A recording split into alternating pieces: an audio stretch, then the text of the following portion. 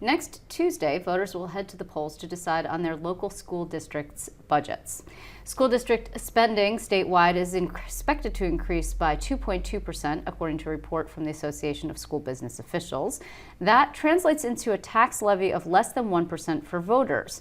And that is partly, of course, because of the state's cap on property taxes, which is just one thing that school business officials say they would like to modify, if possible. Joining me now in the studio is the executive director of the association, Michael Borges. Thank you so much for being here. Thank you for having me. So basically what you're saying is the cap is working effectively, it has been working, and districts are actually coming in under the cap and spending less, and so they are being good actors. Yes, I mean, since the inception of the tax cap in 2011, 2012, school districts have traditionally spent less than what their allowable levy limit is. So this year, the allowable levy limit has been 0.9. Their actual levies are 0.7, so they're spending under their allowable limit. And their spending has been restrained somewhat significantly by the tax cap as well. It's 2.2 this year. Last year was, I think it was like 1.9. So, you know, it's been under 3% for the last 4 or 5 years. So the tax cap has restrained school district spending and restrained school district tax levies. There's been sort of efforts, or at least talk, and you and I have had on and off conversations about it, to modify the tax cap in some way to make it less onerous on districts. I mean, the cap this year, we call it 2%, but it's actually not. It has to do, instead, it fluctuates, and it's closer to 0. Yes, the tax cap is based on 2% or the rate of inflation, or the CPI, whichever is less. So this year, as we talked about before on the show, the CPI this year was 0.12, which is almost near 0. So we were very severely constrained by the tax cap, but fortunately for school districts, the legislature did respond by having another year of generous school aid increases, another 6% increase, another $1.4 billion more in school aid. And on top of that, you know, they included in there the complete elimination of the GEA, the gap elimination adjustment, which is what we've been calling for. So it was a very positive year in terms of school aid, which helped offset the fact that we had such a low, almost 0 tax cap. Yeah, but the question is, how long can they continue to do that? I and mean, that's if a good question. You get into a bad economic year, or a year when the state has unexpected expenses of a significant sort elsewhere, then you're going to have a problem, and that is really, you're still constrained, and it's been upheld by the courts, and the governor doesn't have an appetite. And certainly, I mean, when you look at this, you know, people are happy, though you did have a new poll that you commissioned with the Siena Research Institute, and you're heartened, I think, to hear or to learn that people feel like they're paying enough, or they could be paying a little bit more. Right. We just recently conducted a poll with the Siena Research Institute. We're going to be doing this annually, and the poll is exclusively on education and school finance issues. And we just wanted to find out what the pulse of the community, the public, was ahead of the budget votes next week. And it was kind of both surprising and reassuring that a majority of people are comfortable with what their taxes are right now, and well, that's really that's surprising. The surprising I'm part sorry, of it. that's yes. surprising, well, because we talk so much about how people we're one of the highest taxed states in the nation, and that would be the combined property tax burden along with state taxes and county taxes, et cetera. But and school taxes. It's still, I mean, that's it was a slim majority. It was like, I think it was like 51%. Yeah, like but 40, it's still more than 50. Yeah, it's more than 50, right. So I mean, the other positive things about that was I think 92% said that school districts should do long-range financial plans.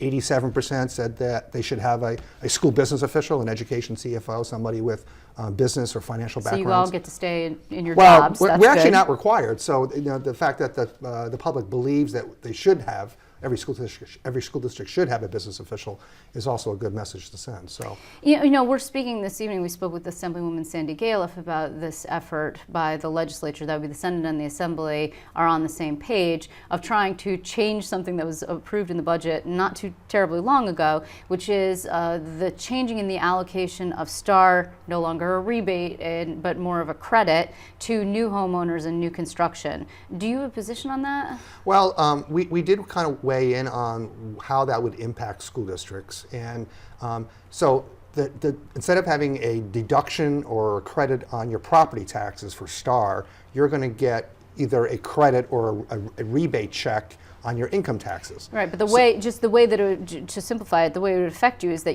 you have to pay more at the front end instead of paying less at the front end, and you get some at the back end. Exactly. So again, it's only for new property owners or people who are moving into your district, buying a home.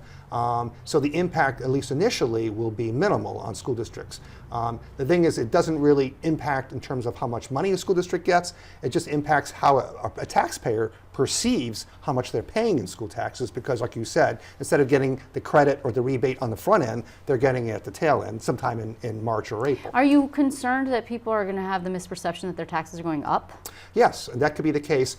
Although that only impacts folks, again, who are moving into the district. So if you're coming from another school district, you're paying this amount of taxes, and then all of a sudden you're going to another school district and paying that amount of taxes. Right. You have nothing to sort of compare But it you to. do have, I mean, when you buy a new home, you do get a fact sheet on Right. here's How what much the your people taxes are. prior to you were paying. Correct. And then you get your bill and you say, well, wait a minute, there hasn't been an increase by my district, but why am I paying more than the previous owner? Yes. So that could be a concern to those folks, again, who are moving into the district and who may be upset the fact that they are not getting the STAR rebate or credit up front as opposed to getting it in the tail end. Well, and then perhaps I think that there's a little bit of a concern that this might be a slippery slope, that the governor who pushed this through is interested in overhauling the STAR program altogether. It's very popular, as I mentioned when I spoke to the Assemblywoman, but it's also not cheap.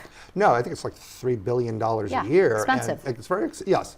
And it's not all that progressive either, because you get a STAR rebate based on what your property values are and not basically on your income. So it's somewhat regressive and doesn't drive money to high need school districts, which need the money the most. So, sort of a better look at STAR to make it work better, not to make it more punitive to taxpayers, but to make it more equitable would be the approach that we would take. Looking forward, are you expecting the continuation of a trend of high passage rates for these budgets? I mean, last year it was 99%. I'm not sure how you can improve on that much, but you could, I guess. Yeah, I mean, this year, again, with the low tax cap, with levies going up by 0.7, I mean, any taxpayer would be really happy with what the schools are proposing in their budgets this year. The state comptroller usually puts forward some data on how many districts are seeking to override the cap. Right. Do we know if that number has been creeping up slowly? Well, it's somewhere around 36 to 42 when Which out of 700 and change is a very small right. number, but yes. And last year it was only 19, so there actually are more school districts seeking an override this year. I think it has to do with the fact that